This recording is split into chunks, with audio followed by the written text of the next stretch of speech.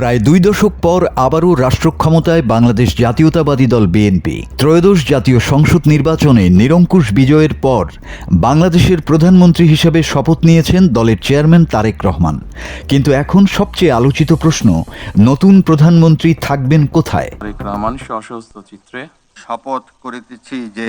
শপথ করিতেছি যে আমি 24-এর গণঅভ্যুত্থান শুধু সরকার বদলায়নি, বদলে দিয়েছে রাজনৈতিক প্রতীকও। এক সময়ের ক্ষমতার কেন্দ্র গণভবন, আজ সেটি জুলাই স্মৃতি জাদুঘর। যে ভবন ছিল রাষ্ট্র ক্ষমতার প্রতীক, সেটি এখন ইতিহাসের সাক্ষী। তাহলে নতুন ক্ষমতার ঠিকানা কোথায়? গৃহায়ন ও গণপূর্ত মন্ত্রণালয় বলছে, রাষ্ট্রীয় অতিথি ভবন যমুনাকে প্রস্তুত করা হতে পারে প্রধানমন্ত্রীর সরকারি বাসভবন হিসেবে। প্রধান প্রকৌশলীর ভাষায়, নির্দেশনা পেলেই খুব দ্রুত সময়ের মধ্যে যমুনাকে রূপান্তর করা সম্ভব। কিন্তু এখানেই শেষ নয়, শুধু অস্থায়ী সমাধান নয়, চলছে নতুন এক আধুনিক স্থায়ী প্রধানমন্ত্রীর বাসভবনের পরিকল্পনা। আন্তর্জাতিক মানের নিরাপত্তা, প্রশাসনিক সুবিধা ও প্রোটোকল ব্যবস্থাপনা সবকিছু মাথায় রেখেই প্রাথমিক নকশা তৈরি।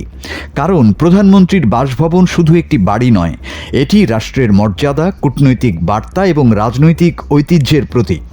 বিশ্বের অন্যান্য দেশের সঙ্গে তুলনায় পিছিয়ে না থাকার লক্ষ্যেই এই পরিকল্পনা।